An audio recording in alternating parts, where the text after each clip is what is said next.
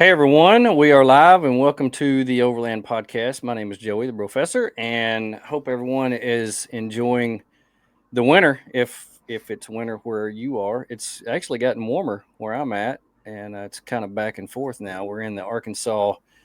Uh, if you don't like the weather, just wait and it'll change time of year. So it was warm yesterday. It got almost up to 75 today. It was in the 50s, and next week it may snow. So that's kind of the way it is. But it is a great time of the year. It's fixing to be spring, and everything is about to start leafing out and become beautiful again. So I'm excited about our guest this evening as we do the live recording of the show. So if you're watching or listening, you might want to be thinking of some questions, comments, especially if you're a fan, because if you're not, by the end of the show, I promise you will be. We have with us this evening YouTube sensation is Oh what I'm going to boy. call him. Oh, yeah, I'm putting you out there.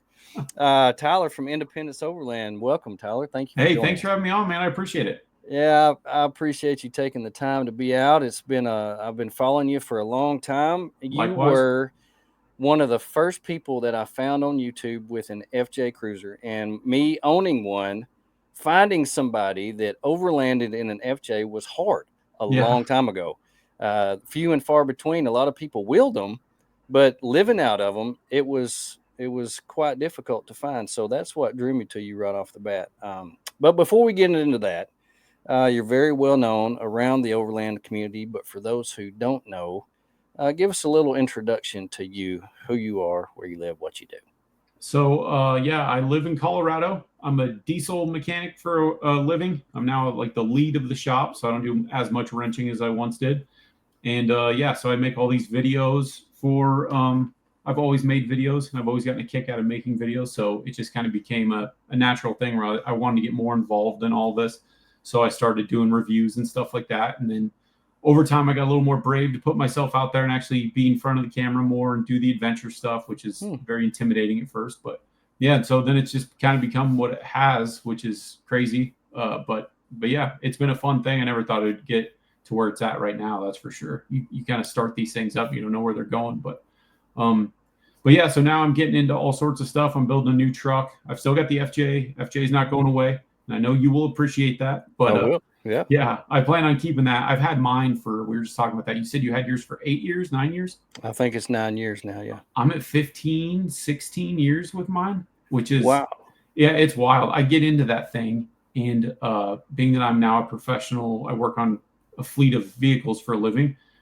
Getting in there and I see some of my wiring sometimes from when I was 22 years old, and Mm. it is not impressive. And then I see the stuff that I've done recently, and it's all like wire loomed and everything. Yeah. It's I need to redo a lot of stuff. But anyway, I'm keeping that thing around. But my truck's going to take the forefront for a while. I'm going to do some new adventures. I've got trips planned with Baker from Baker Overland Hmm.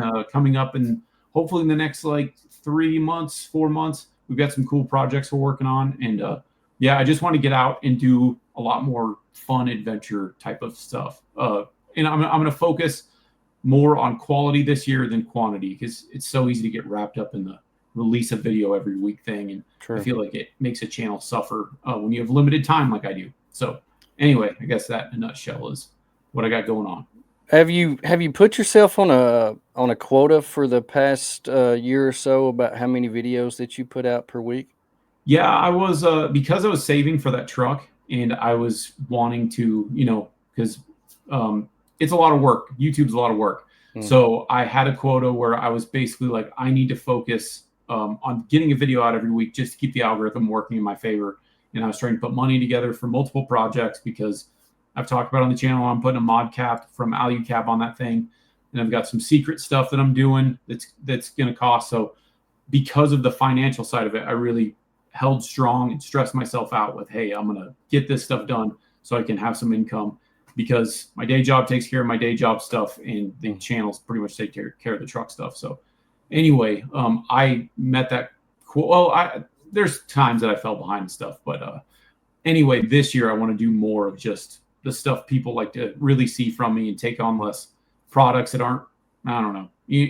Some of that stuff you can get carried away with, and I've done it. I think every channel's done it, and I want to back off on some of the just reviewing stuff to review stuff. It's so easy when you're new to all this, and a company's like, "Hey, do you want to try this out for free?"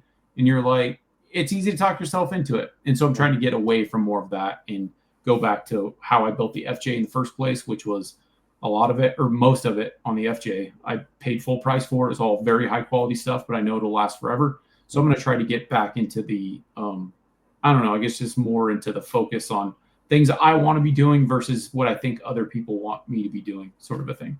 I understand, and that makes sense. That makes sense because on a lot of for those of us who watch YouTube a lot, you can tell when people put out a video just to put out a video. Mm-hmm. And I understand where you want to do quality over quantity. Yeah. Now let me ask you, how did you first get into overlanding?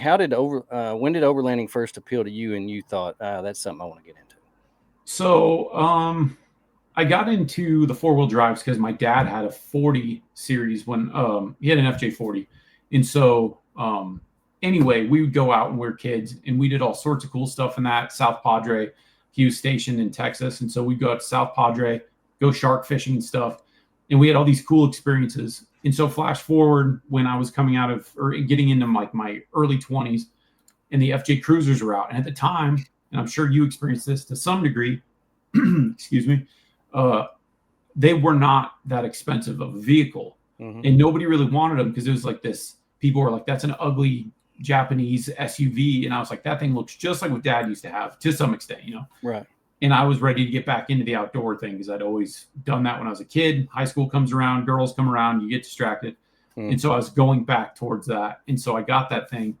And then really quick, my friend Kevin actually started, I worked with him at John Deere. I used to work at John Deere Reman Springfield in Springfield, Missouri. And so he started showing me stuff like, hey, you can do the suspension on that thing. And then it became a roof rack, it became this, became that. Met my now wife 30 days before she was coming out to Colorado to go to photography school.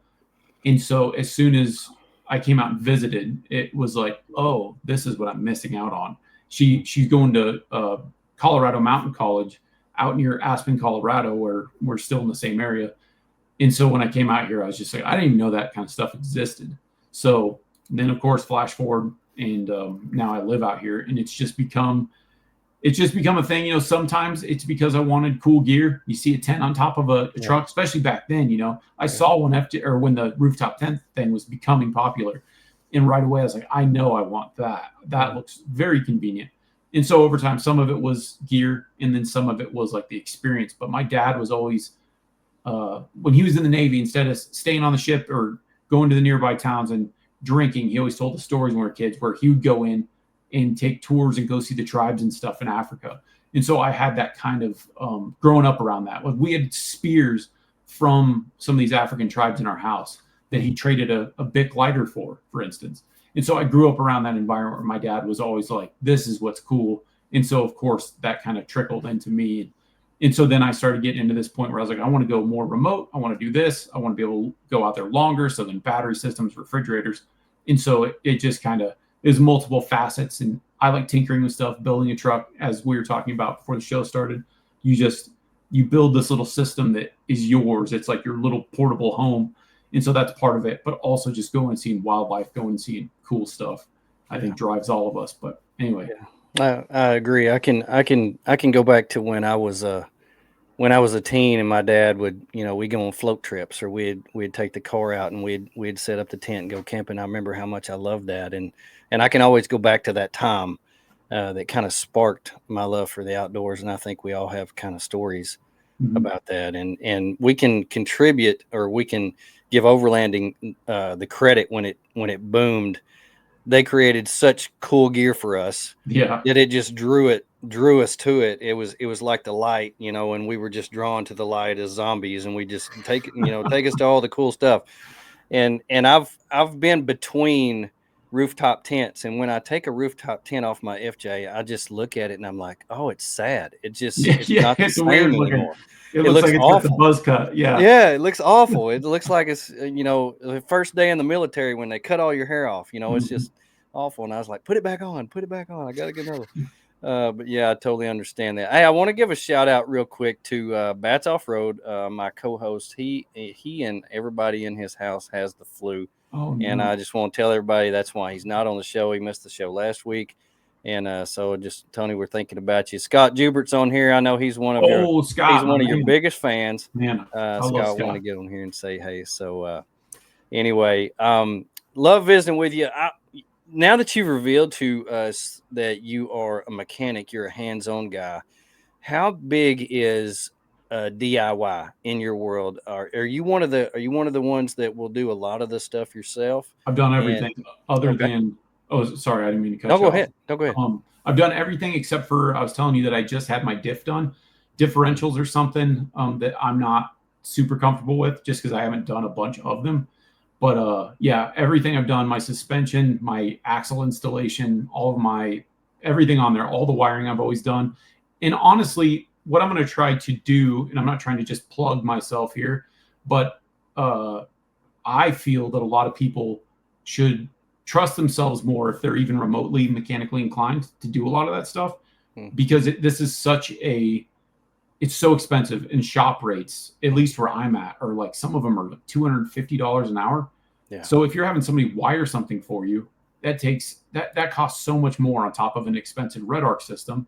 And I'm all about buying quality that'll last for a long time. So if you're spending money on these components, but you can trust yourself in wiring something, then you can save a tremendous amount of money. And so what I'm gonna try to teach people more on that in the future, a little bit on the channel, and then my patrons will get a little bit more of an uncut, unedited version of that. But I try to, and again, I'm not trying to just plug myself here, but with Patreon, I don't have as much time as some people do because I do work a lot of hours. So I'm trying to do things like teach people as I go forward, like this is how you solder wire and stuff like that. Because people get freaked out and they're like, oh, I'm gonna. I think some people don't even understand they can't get electrocuted off of like a 12-volt system sort of Right. thing. So I want to teach people more about that kind of a thing. Suspension's a little bit different because knowing how tight something is. But I worked at John Deere for 6 years. I've worked at this facility for 15 years. So I've got a lot of confidence in this sort of a thing. But I want to teach people more about that because it's part of the deal. You can look at a whole electrical system, and on paper it's like, oh, that's going to cost me with a battery $2,000. But if you look at that installed, you're talking $3,000 or $4,000. So True. I've done a lot of the work myself, and I'm not plugging myself either. But you're on here, and feel free to plug yourself. That's the reason we're on here, is to let people know just a little bit more behind the scenes about who you are. But all the stuff that I've done, you can tell. I'm not a pro at anything, but I know my limits right. on a lot of things. You said you don't do the diffs and stuff like that. Engine work. I tried to do wiring, and then when I took it to a wiring guy, he said you're not allowed to use, electrical tape anymore. Yeah.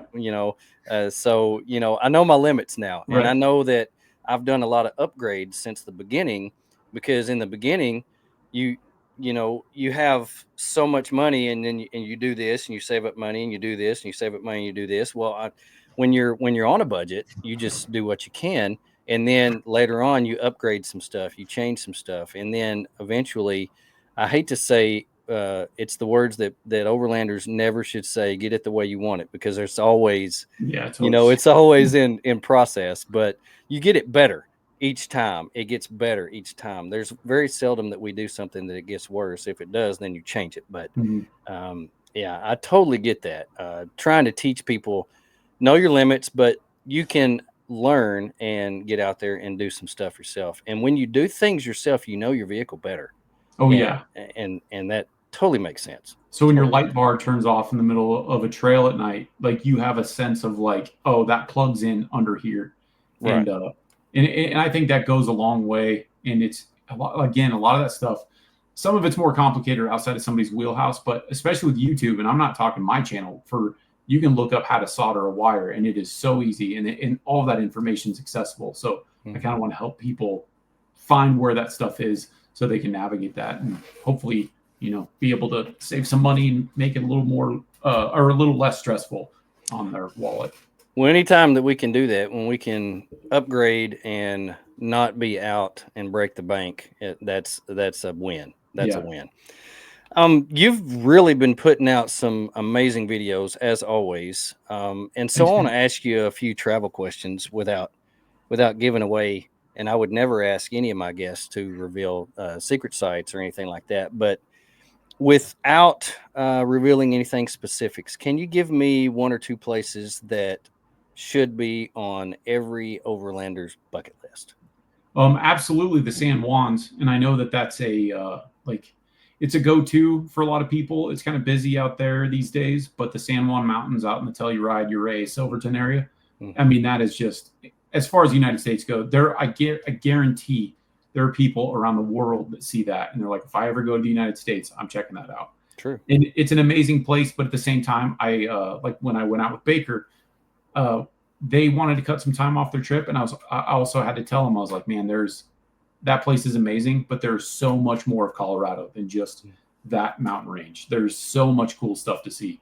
And so there's also, that's like a bucket list thing, but at the same time, if you came to Colorado and that was the place you went the first time, you could almost spoil it for yourself, because it is incredibly epic. And I told Caleb and those guys, I was like, we should do that in a time where you have more time to explore, because honestly, there's not that. Yeah, and you don't want to rush it. It's pretty crazy up there. Honestly, there's not that much camping as you might expect, because Colorado isn't like some places where you can just pull off the side of a forest road. It's very like, you need to find a fire pit. People will get grumpy with you over that kind of stuff. And so I'm very careful about it too. Like whenever I travel with people, like, hey, we can't be doing this, we can't be doing that. But anyway, but it is a just top shelf place. And then also Utah. So I'm fortunate enough to have Colorado as my backyard. And then Utah, I can get to Moab in about 2 hours and 45 minutes. So it's pretty close. Yeah. And so that whole area is incredible. But it's technically the Moab area, but Moab proper is more of the off-road paradise. As if you go into the outskirts of it, then you really get into what the United States identifies as like overland type trails, where it's like you go from here to here to here. And that place is just phenomenal. I mean, it's a different type of travel because, you're not camping next to water the whole time. You're hunting for scorpions at night, stuff with a black light. Highly recommend that. I love doing it. But you're looking around, just checking out stuff. And it's super dusty. If you open your window for a second, like when you get home, that thing's going to have dust all over it. But there's such a magical experience in the desert. And I talk about that in all the desert videos I do, because for me, at least, there's something special in the air out there. And anyway, so that general area, and I guess those are kind of what people might expect me to say. So if I were going to say some other areas that they haven't heard of before, Northern Colorado, I just went and explored that for the first time. And I've been living here for almost 15 years now. And it's crazy because every single year I find parts of Colorado where I'm like, I cannot believe I've never seen this before. And it's just like, I've gone to some of the same places over the years, but there's always so much to see. In Northern Colorado, up near the border of Wyoming, is incredible up there. It's pretty cool. It's not like the huge mountain peaks and stuff like you see, but it was one of my favorite places that I've been to. So I want to do some more exploring out there. And then in Utah, I would say down by like St. George, getting close to the Arizona border, there's some really cool stuff out there too, I'd have to say. I'm so glad you said that, because I'm flying into St. George in April. Oh yeah? And, yeah, I'm going on a backpacking trip up in I can't remember the name of it, but flying into St. George. And I had never heard of St. George until they said, okay, this is where we're going to meet. And then we're going to go up into some gulch up in there. And everybody talks about how beautiful it is. So I'm really excited about that. That's some wide country, man. There's I bet there's a lot of cool stuff to see in there. I cannot. How many miles are you doing? We're going to do, I think it's 38 miles in 3 days. Yeah. And then are you doing like an ultralight like TP, or how you camping? We'll be carrying everything on our back. I've got a ultralight tent, and we'll be carrying all of our food, all of our water, all that. That's stuff. cool. Yeah, it's fun in the desert too. That's a different thing. I've done a lot of backcountry like backpack archery hunting, but I've never really done that much just backpacking. But the older I get, the more I'm like, I think I would actually appreciate that more if I could find the time to do it all. But Buckskin Gulch, that's what it's called. That's cool. Yeah, it's gonna be neat. What about on your bucket list? What are some places that you want to go, but you've never been or had the time? I want to go to Area 51 really bad. I know that that's not like a Really? normal. Oh man, I've dorked out on all that stuff since I was a kid, and and now that that stuff is getting more popular, there's all sorts of weird stuff happening. I don't know if people are following that or not, but there's a lot of stuff happening in Congress around that whole subject. So I think it'd be a fun time to go. But I followed that since I was a kid, and so I want to go there. I definitely want to go, of course, into Alaska and Canada. I've actually got some plans to do sort of like a documentary kind of thing as soon as I can find time to do it. I want to go pretty far north and then follow a route that I need to build myself coming back down pretty much like even potentially into Mexico. But that's kind of like a long route that'll take me that whole project will take me probably a number of multiple trips over the course of a couple of years. But I do have an idea for like an actual series sort of thing I want to do. And then I would have to say Newfoundland. I would very much like to do that. Jeremiah, who he used to do media for Red Arc, and he also has Overland Pioneers as a YouTube channel. He went over there and ferried his truck over, his Gladiator, and he went with some other people, and it was an absolutely beautiful looking trip. And it's one of those things where you get you're shipping out from the United States. It's not that long of a ferry ride. And it was a really cool looking trip. I think that'd be cool. And I'd like to see, I think it'll get more popular over time, but we'll see what happens. That looked really cool. Interesting. Jeremiah's the one who got me hooked on the UP up in Minnesota. Oh, yeah. Right on. Yeah, in Michigan. He had been up there and he had routed all of and I didn't realize that all of the UP is national forest, and going up through there and seeing all the places where you can camp right on the water, which is like camping on the ocean without sharks. That's cool. It was amazing. So we went up there the last 2 summers, and I have him to thank for that. So he's a cool guy. Jeremiah. Cool guy. Expert on drones. If you want to know anything about drones, he's the guy. Yeah. Yeah. He actually does that for a living. I don't know if a lot of people know that, but he contracts with like real estate brokers, and he flies through houses. Oh, really? Yeah. That's interesting. I didn't know that. Yeah, it's pretty neat. Can you share with us a story, maybe about one of your most challenging trips that you've taken? I can, and it's actually in the San Juans. Because I do all of my own work, and I'm not perfect by any means. I'm usually pretty good because the fleet I take care of, it's our job to keep those things on the road because they're losing money constantly as soon as they go down. So I have this mentality of like keeping things going, and you fix it before it's broken. So you fix it before you leave for the trip. We had people come out and they had expectations. I put this trip together because I'm usually the trip planner because I don't know. I just usually take the reins of stuff. And I did not do a proper pre-trip on the FJ. And I looked underneath it but it wasn't good enough. I checked the oils, basic stuff. I also, real quick, I want to do a video on how to prepare for an overland trip. And so that'll be a video and like a spreadsheet at some point for people. But anyway, I overlooked something. So I forget the name of that area, but we were doing this very steep climb, and I could tell that something was off on the back of the truck. And I'm doing this very steep climb, and like a cooler fell out of the back of one guy's truck and rolled like 50 yards down the trail. And it was this whole thing. But when I got to the top, and I've got 700-pound springs in the back of that, and I've got a diamond axle in there.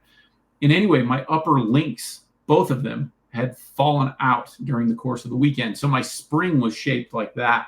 And it was so close to coming out of there. And those springs, compressing those things with proper spring compressors in a shop with an air compressor and tools is already terrifying enough.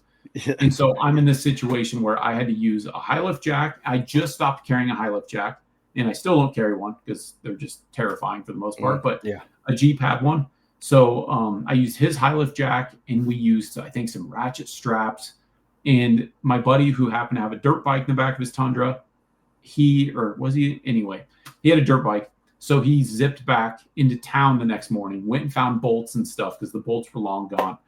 And it was such a nerve-wracking thing. And it was like the one time that I'd really slipped up on that.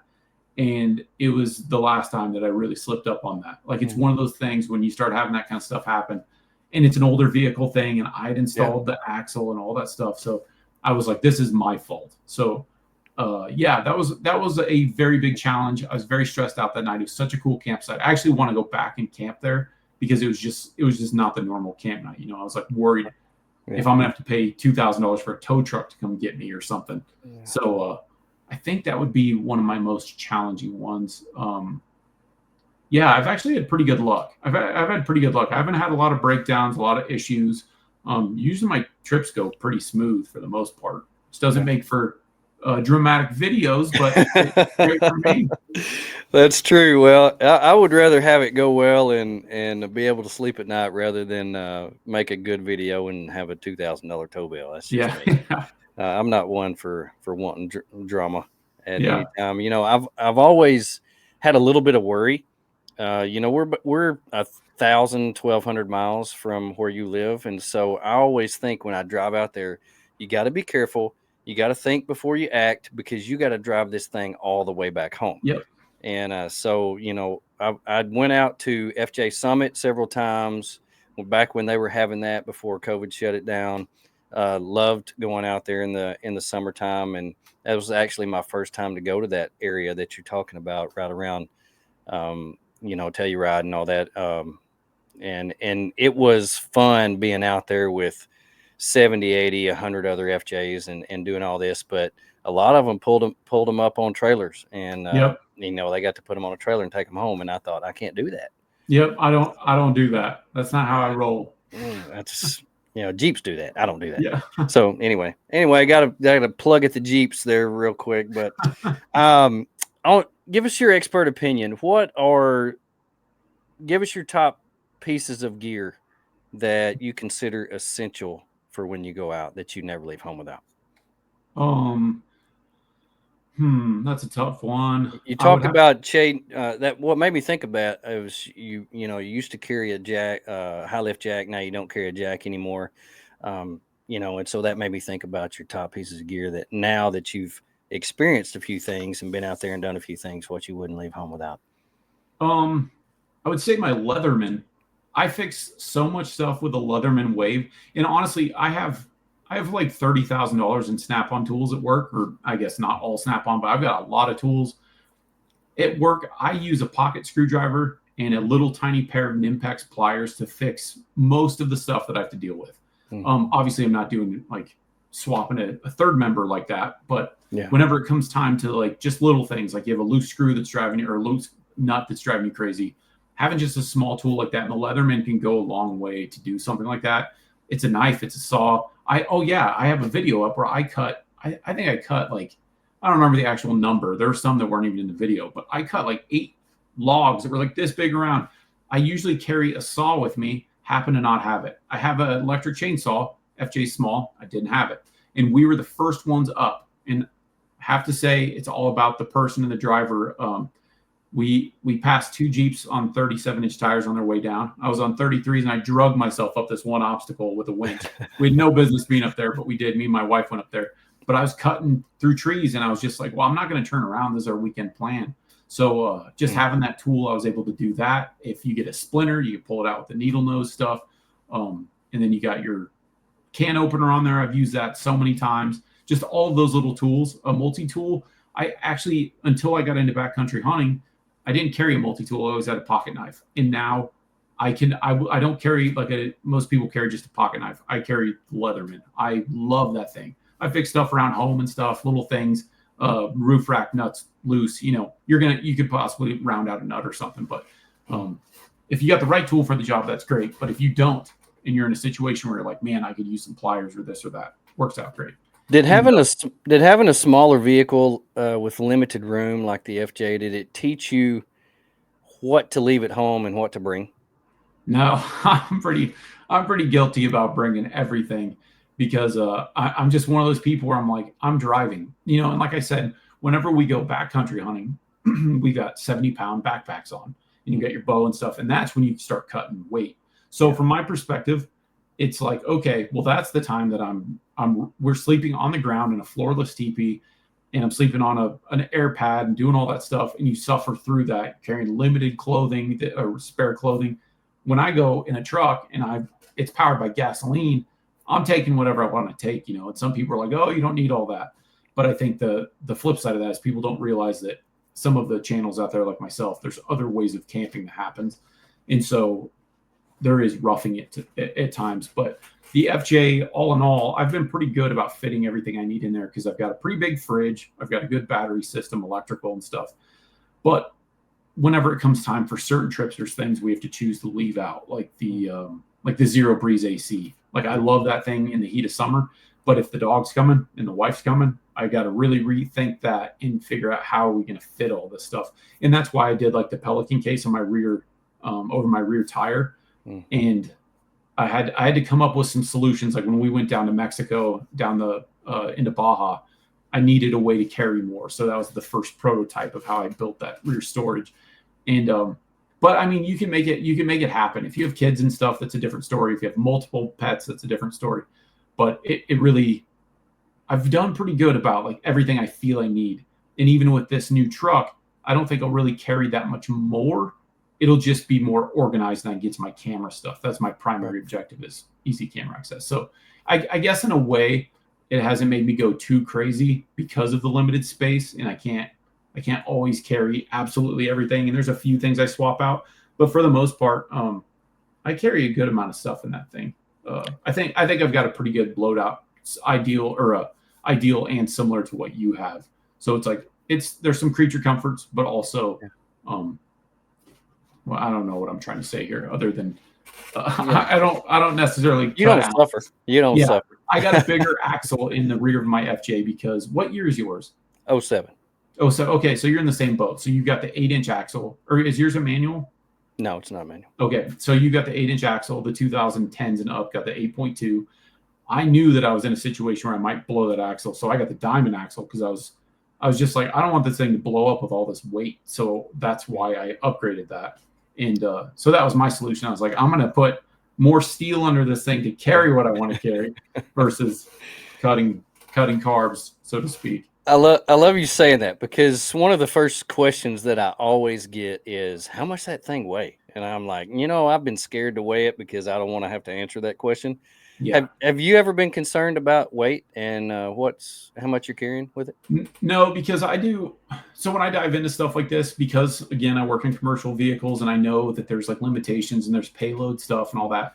So if you take the same exact vehicle, the FJ Cruiser is a great example because they sold it in Australia. So I actually contacted, when I started doing some of this stuff, I contacted places in Australia. In Australia, when you buy a vehicle, and if there's any Australians listening, I might be butchering this a little bit, but when you buy a vehicle, you can have it before you actually take delivery. You can go to a shop. There's some system where you can take it in and they can swap out the suspension and some other components, minor components. And basically, when you do a lift kit on it, you can get your payload up to like 3,000 pounds. It's crazy. It's like what a Dodge, or more than like a Ram, gets over here. Right. And they have different certifications, qualifications, and it's not like we're talking about a third world country. There are people that take these vehicles into places that are more remote than we can get to in the United States. So I did some research on that, and I mean, they're not doing axles; they're literally doing spring shocks, and a lot of them aren't even doing brakes because the brakes are rated for a certain amount. So I took that into effect, and I was, brake upgrades are always good. I'm not going to tell anybody that payloads don't matter or anything like that, but a lot of us have to do that, because when you see, if you want to build these trucks the way you're going to build them, it's just the way it has to go. Because in other countries, you can buy a Hilux, and a Toyota Hilux is a pickup truck. It's definitely built different than a Tacoma. It's not the same vehicle like a lot of people think, but you can get a 3,500 pound payload from the factory in some countries on those things. That is nuts. It's a work truck. And so anyway, with certain modifications, so I kind of did the research, and I was like, you know what, if these guys are doing it and they're signing off, the government's okay with it, then, and we know that in the United States, they're a little greedy about a lot of stuff. And so I think the vehicles can put up with it to some extent. I think the second and third gen Tacomas had some problems bending frames and stuff, but it was like a C-channel sort of a deal, or I guess it was a hybrid. I think the front of box, the center of it was like a hybrid system, and the rear is a C-channel. As all the new platforms are all a solid, they're a fully boxed frame. They're much stronger now. They're supposed to be.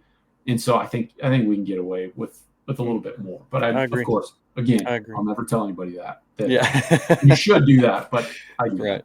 Yeah, I totally agree. Now you're working on your second rig, and so building out your first rig, you kind of become emotionally attached to it because you Yeah. put so much time and effort into it. And I love how you say that you're going to hold on to it, because I just don't understand people that spend so much time on a rig and then just sell it and start over. But you're working on your second one. You're working on your truck now. What's it like doing it the second time around? Is it more fun? Do you feel like you have more experience now, and you're doing it a different way, or is it kind of the same thing just all over again? It's interesting because building my first one as a young man, very young man, and I want to say this in a certain way because if there's any younger listeners, like young men that are looking in some of this stuff, when I built the first one, there's so much fun in like I got to wait for my next bonus from work or my tax return to get a roof rack, and you get that roof rack, and you waited so long and you worked so hard for it, and there's a certain appreciation you have for things when you build it that way. And honestly, I have to be real. Like, I don't want people to think when my new truck starts getting more content on it soon, there's going to be people that are going to think that I have more money than I do. I have a full-time job. I Yeah. work a lot of overtime. I've had equity in other projects, and I've rolled those into. I actually had a second FJ for a while that I rented out, and then COVID happened. Anyway, sold it, made some money on it, a little bit of money. Bought a camper, upgraded it, sold it, made some more money. So there's things like that. Anyway, so that was a very fun process, and that's part of the attachment that I have to that thing. The truck is a different thing because it's a channel specific thing that I did. I kind of earned the ability to buy a truck. The channel paid for the truck. The channel's paying for everything else, and I've got brand partners and stuff now. Mm-hmm. The thing is like I know what I want in a vehicle now, and I know how to build the ultimate vehicle now. At least for me, at my age and stuff, all that comes into effect.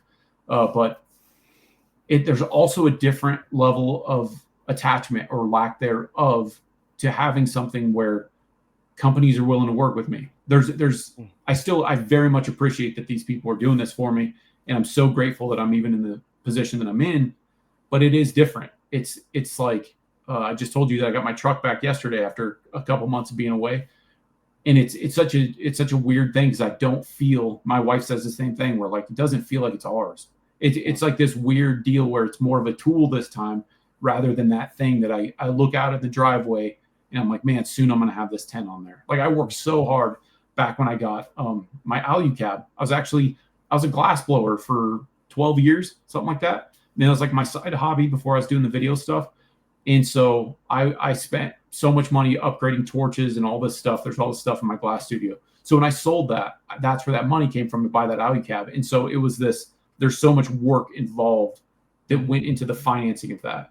And so anyway, for the young guys, especially young men that are watching this kind of stuff and they want to build a truck and they want to have this and the campers and all that stuff, there is so much enjoyment in the process of earning that over a long period of time versus just, oh, it's sponsored, must be nice kind of stuff. And it is nice, don't get me wrong, but there is a different appreciation there.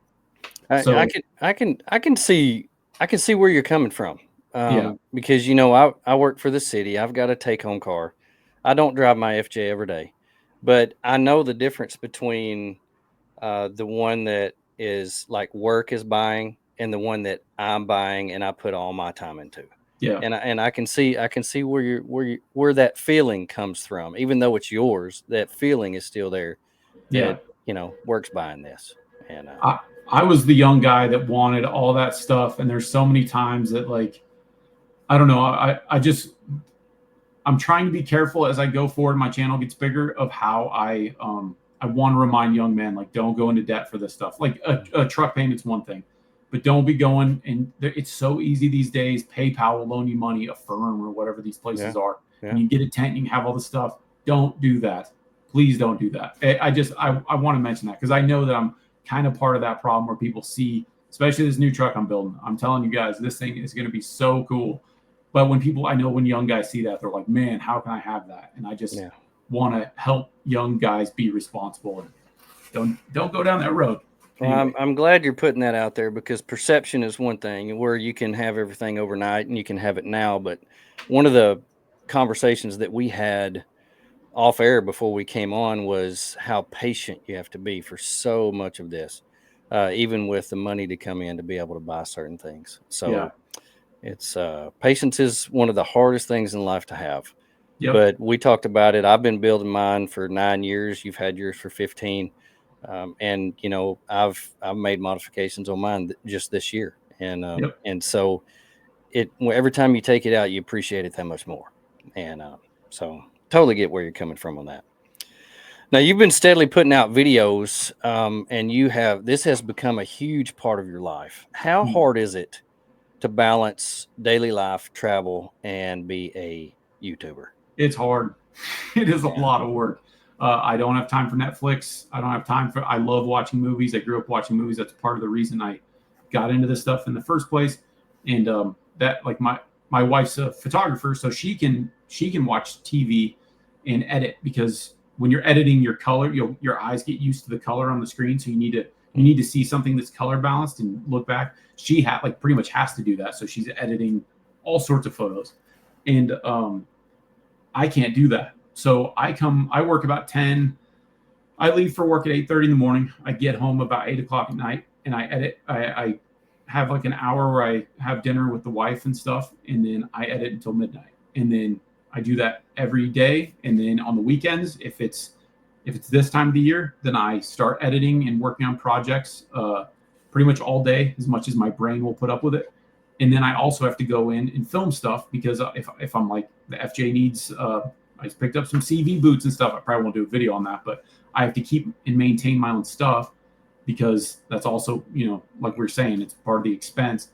So I need to go do that. That takes away time, and then if I'm filming, if there's something I need to install and it's going to take an hour, if I'm filming it, it's going to take 2 hours, 2.5 hours, and so it's a lot. It is a lot, and I've been fortunate that I've had like a lot of support from people that have put up with a lot of it. My wife's very patient with me on it, and but she's an outside person too, so it's nice because she's always traveled. She until recently worked for the airport, and so she's been able to we've been able to fly worldwide for free for a long time, and so now this has kind of become our way of travel, now that it's become like a tax write-off and somewhat of an income. But yeah, it's a juggling process, and sometimes it's overwhelming, and I stress myself out, and that's part of the reason I was telling you I want to focus more on quality over quantity, is because it's it becomes very easy to chase that YouTube dragon, and you see stuff and you need to release constantly and all this, but it's not worth it if it's draining you. And Yeah.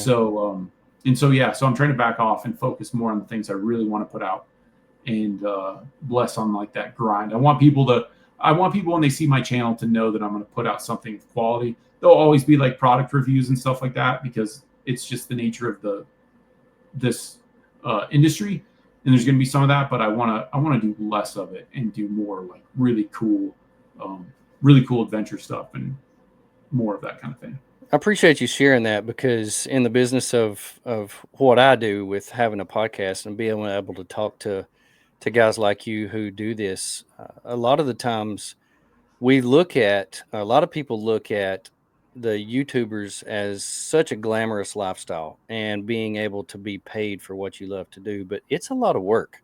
Yeah, And I don't want people to have this misconception that you can just go out full time or part time or on the weekends and shoot videos and have all this lifestyle and people sending you stuff, and it's not all rainbows and unicorns. It's hard work, and yeah, you put a lot of time into it, and I want everybody to know that you work hard at what you yep, do, and so that's why I wanted you to share that, and I appreciate you sharing that. yeah, of course. um so when you're out, and this is one of the things that I like to know. This is personal for me. So one of the reasons I got into overlanding was because of my love of the outdoors. How do you balance your love for the outdoors with creating content for your channel? Um, so I have I don't know what it is. I know everybody tries to find some identification in ADD, ADHD. I've got something going on where I cannot sit still. Same way. Before I was putting videos out on the channel, I have I had videos from when I was blowing glass, and I had videos from when I was in high school. I always had a camera. I was always recording stuff. When I was a kid, my dad had a camcorder, and I was reenacting Arnold Schwarzenegger scenes and stuff like that. Yeah, that's awesome. And so I've always done it, and I've always had a camera with me. And it wasn't until the last 4 or 5 years where I was just like, why am I not pursuing this in a different way? Because I really enjoy it. And it was so obvious. It was something I always did, but I never considered it as like an avenue to make income on. So it was like I just had this. Anyway, it's kind of a long story, but I had this interaction with Jailbreak Overlander. He's a YouTuber. He's got a big channel. He gave me a shout out that gave me a level of encouragement that I'd never really considered. I'd done a few things on the channel, but he was like, dude, you need to focus on this. Mm-hmm. And coming from somebody of his channel size, and I was at like 250 subscribers. This was during COVID. And it was just like, okay, like maybe I just had never considered it. So anyway, whenever I'm out doing this stuff, I've always been doing this stuff. I'm always taking pictures or doing video mostly.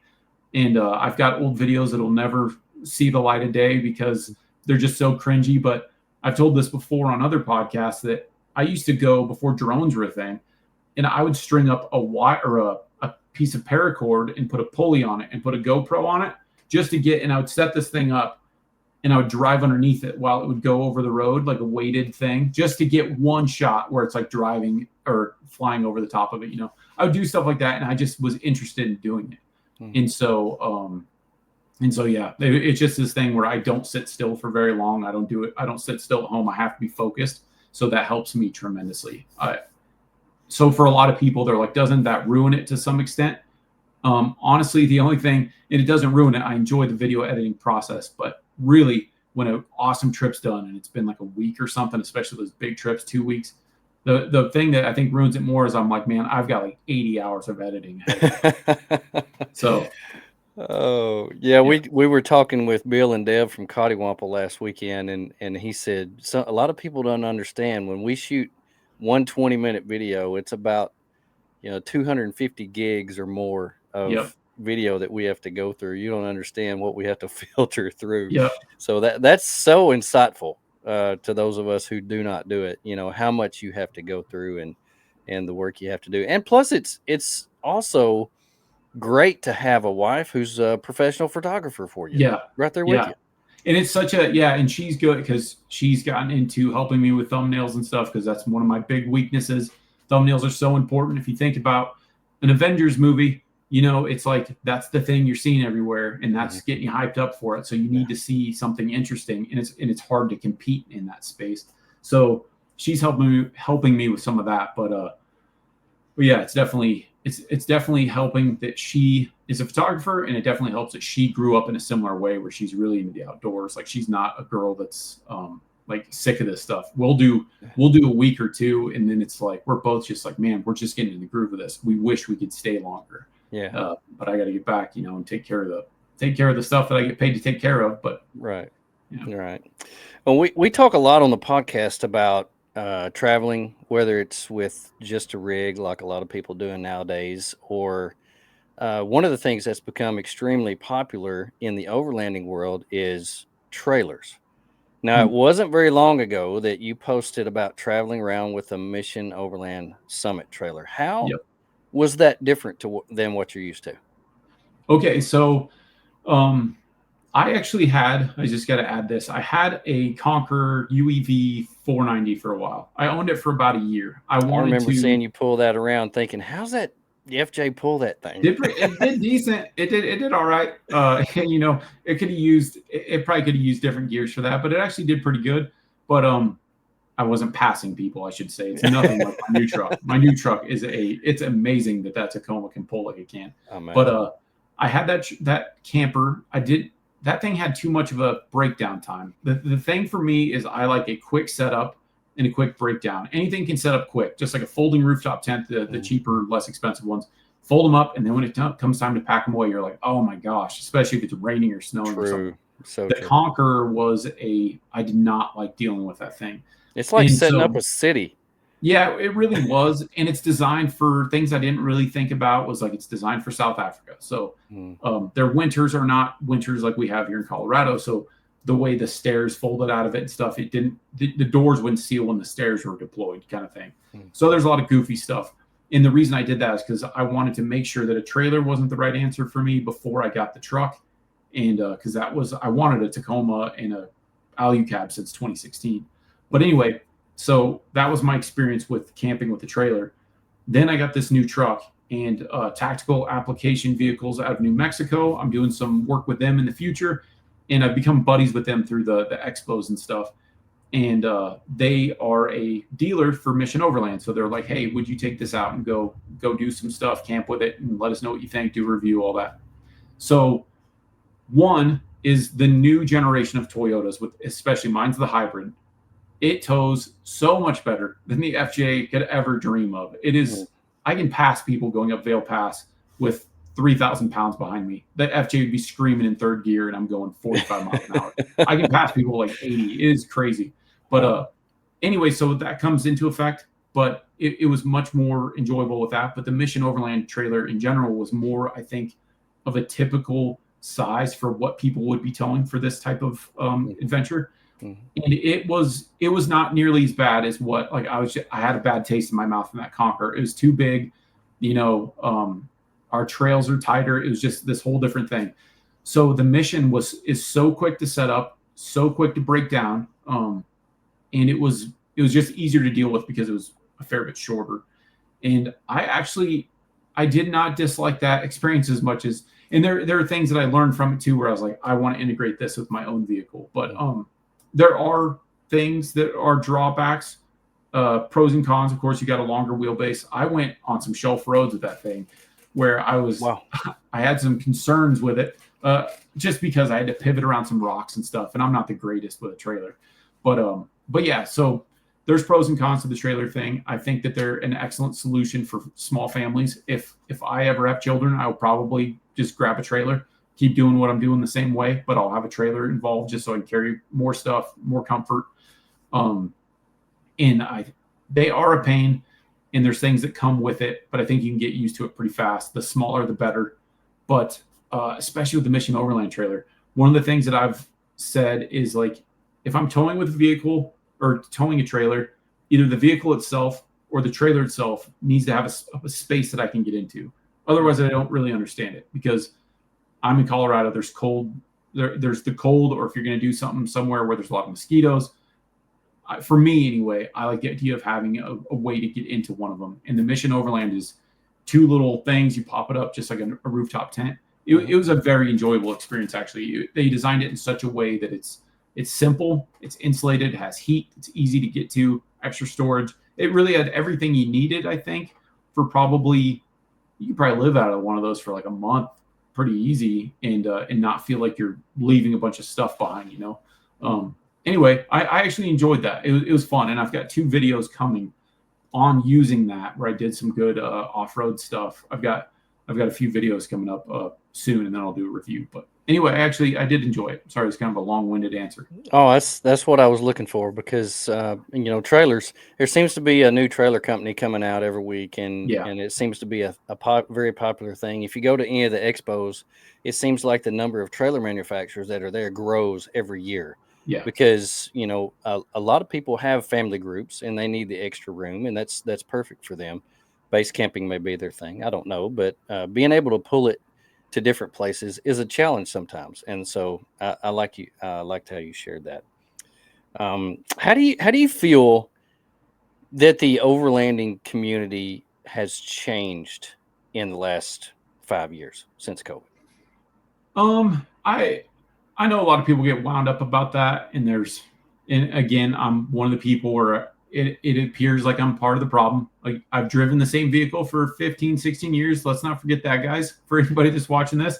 But I'm also going to have shiny new stuff. And there's this whole thing where people are like, oh, now it's taught that you need to have a $150,000 vehicle to do any of this. Of course, that's not true. Mhm. But it has turned into that because there's so much of an industry around it now. And there's more people that will, people that will take me on and be like, hey, would you like to be part of our ambassador group or something like that? And so, of course, for that stuff, if it's something I'm interested in, then I'm interested in. And I try to be, how do I say it? I try to be very open about that kind of thing. And anyway, but as far as the industry changing, it has changed a lot. Some people view it as a bad thing. Some people view it as a good thing. For me, because I'm a person that actually uses my vehicle on a regular basis, if I was not doing the YouTube thing, I would still be doing this on a regular basis. I've always been out pretty much every weekend during the warm months. For me, it's great because YouTube or not, all that's doing is creating new competition and creating new products that make this so much more accessible, because you're going to get things that are on the higher end, like a Alucab. I would consider. I've paid full price for my Alucab tent. I fell in love with that stuff. Got to touch on that. But now they're helping me out. I did not get my new camper free, but they are. I'm working with them a little bit. Anyway, that's in the higher class of quality, higher class of price. But that also opens up the door for some of these companies that are producing things that are much cheaper for people. And that would not exist without that competition in the market. And so, in my opinion, it's great because you get more options for things. It's creating that competition that just makes things better and better, more reliable. Some of them are going to be more reliable, things like that. And so, not that all of the new gear is totally necessary, but for me, it makes it more interesting because you have more options. It makes it more customizing the vehicles fun. There's a lot of people like, oh, none of that stuff matters. Let's be real. Most of us that are doing this are men, and I've met plenty of women that are into this whole thing too. People like customizing their vehicle, so it makes it more fun. And I don't know. I get it. There's a lot of people building stuff, but let's be real that the vast majority of especially the ones you see at shows, they're not actually going out and doing some of this stuff. They'll go do a little press tour before the expo kicks off. But for the most part, I'm not running into those people out there. Yeah. And so I don't know. It's more of an industry, but I don't necessarily notice more people out on the trails. There might be a few more, but I don't think that it's like any big deal. Some people act like it's this huge deal. A lot of people, there's plenty of people that get the rooftop tent, leave it on their truck, they camp once a year. But it's awesome. And it also creates a used market and stuff. So I see that there's a lot of good that comes out of it. I understand that it drives some people crazy and it's cringy to some extent, but I think there's good that comes out of it. I do too, and I'm a gearhead. I loved building my vehicle, and what it has done for me has made me that much more comfortable. Mm-hmm. Because without all this new gear that's come out, I would still be sleeping on the ground, and be cooking with my 1962 Coleman stove, and so it's created so much opportunity for people to put new and exciting things out there for us to use, and I absolutely love it. And it's created such a comfortable way for us to live outdoors, and absolutely love it. So talking about that, what trends or innovations are you most excited about that you've seen that's come along in the last year or so? In the last year or so, I've been very impressed. I think it's within the last year. Apex Designs, I think, for the Toyota world, there's aftermarket sway bar disconnect systems, which a lot of people are like, oh, just take your sway bar off and you'll be fine. And you may be, but I like the idea of having a sway bar on. I run a heavy vehicle, and also your insurance company will sure appreciate it if you have a sway bar intact, if you roll that thing. Yeah. I think that that's one of the cooler things I've seen. Something I'm very excited about. This isn't necessarily a trend, but I bet it will be because, again, of the market and the competition. ARB is about to launch a brushless air compressor system, single and dual piston, that will outperform their old air compressors by 50%. And so when something like that comes into the market, you have a dual compressor, even the single that can, I guess now the single will be what the old dual was. And I think the old ones will still be available too. But when you see stuff like that coming out, I'm like, all right, now we're talking, because I'm already thinking how I can modify my Trailhunter to have one of those systems, because there's no way that my factory compressor can keep up what ARB is going to put out. So that will trickle down, and there'll be all these companies trying to compete with that for sure. And so I'm excited about that. I think that's going to be a trend. And then what's another one? I think I saw Up Top Overland, I believe is who it was. They are producing a flatbed system now. There's Dirtbox Overland, which is becoming more popular. And I know Grant's running one of those. Mm-hmm. That's been a trend that is just now catching on in the United States more so. We've all seen flatbeds and stuff, but now it's starting to really pivot into this space because we went from rooftop tents to wedge campers, and now the flatbeds are getting more and more popular, which is pretty cool to see because, again, you're getting more competition. And there's some really cool stuff coming out on that. And it's expensive, of course, not necessary, of course, but it's really cool to see because that's one of the things when we all watch the Australian channels, we're like, man, that's the truck. I wish I could buy a truck without a bed and do all this stuff, spend the money in that way. And so that's a growing trend. There's some cool designs that are coming out. A lot of people are building those, and I'm happy to see that because it's just interesting to see and more of an expansion on what we got, True. I'm right there with you. I've been watching those guys on the other side of the world for some time now, running those tray and canopies on those 70 series Toyotas. 70 series. And oh my gosh, if I could get a 70 series yeah. truck, I would be absolutely in heaven. We're going to be driving those in heaven. So y'all just get ready.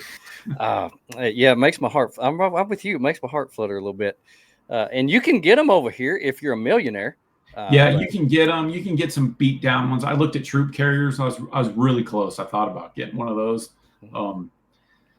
but they're all leaf sprung, and I don't want a leaf sprung vehicle. I know I forget his name. Ozark Overland Outfitters. He's got a pretty nice one from Land Cruiser Heaven, and I looked into doing that same thing that he did because they'll take an 80 series frame and put that troopy or the pickup on that. And you have a legal vehicle, but I'm a person that takes care of old diesels for a living, and I don't want to deal with that in my free time. Like if I could get one new, it's one thing. I talk myself out of it. As I get older, maybe I'll talk myself into having one for putzing around on the weekends and stuff. But I don't think that there's a little bit of a trend of people starting to do that more and more.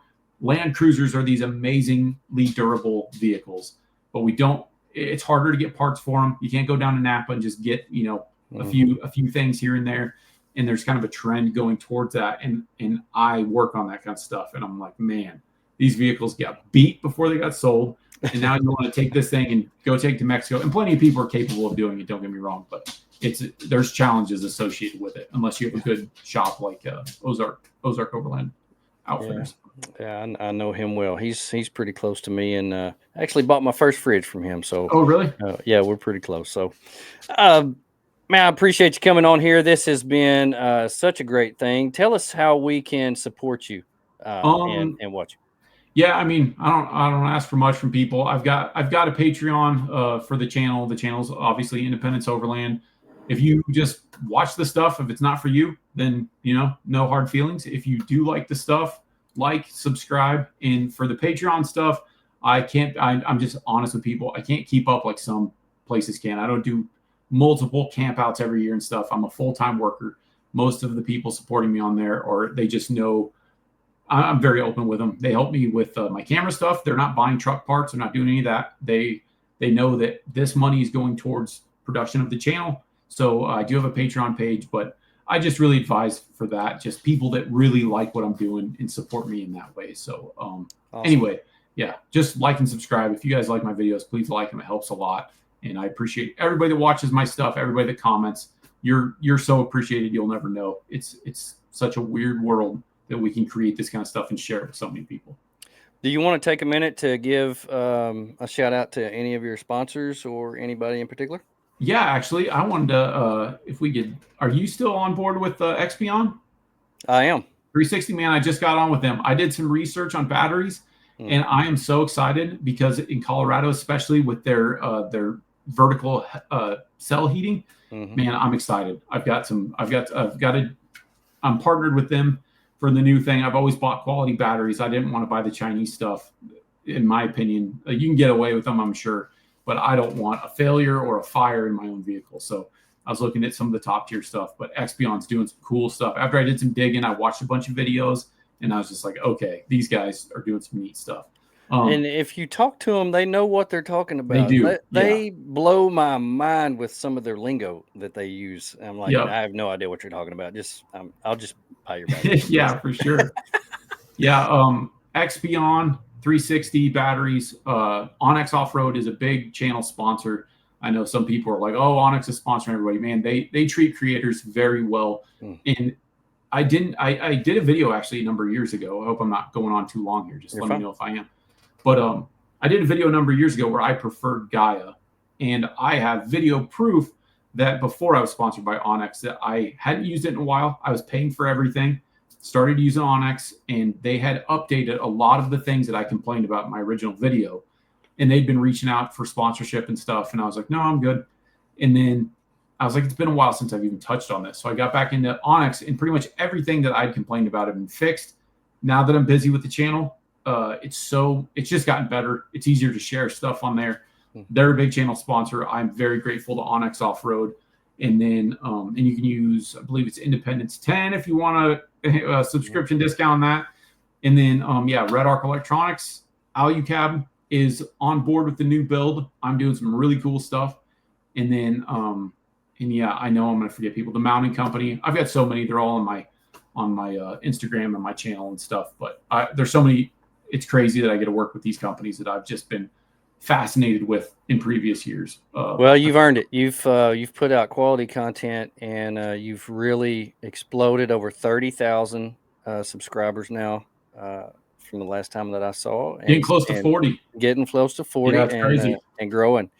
And that's amazing. And you said right before COVID you had 200. So that's awesome. It was That's wild, awesome. Yeah. It's amazing how life changes in such a short amount of time. So we're happy for you, and really excited about you coming on here and sharing about that. We really appreciate it. We love what you do. We love the videos you put out. I love how you've got 2 completely different rigs, and can't wait to see what's coming out with the Trailhunter. My patrons know what's going on with that. I will send you pictures after the show, and for everybody else, you're going to have to wait a little while longer. There's still some stuff under wraps. It's pretty cool. That's amazing. Well, thank you again, Tyler, for taking the time to visit with us. Thank you for everyone who joined us live. The podcast will be available for everyone on all podcast platforms tomorrow. Thank you for the sponsors, Midwest Adventure Outfitters, who make sure the show happens, and everyone who sponsors by listening and participating. Hope everybody has a wonderful week. Get outside, learn something new, and do something cool, and leave it better than you found it. Get involved. Don't just sit back and watch, but get out there, enjoy the outdoors. You make a difference. Whatever you do, look out for number 1. Don't step at number 2. We're out. All right, and we're going to be ending this.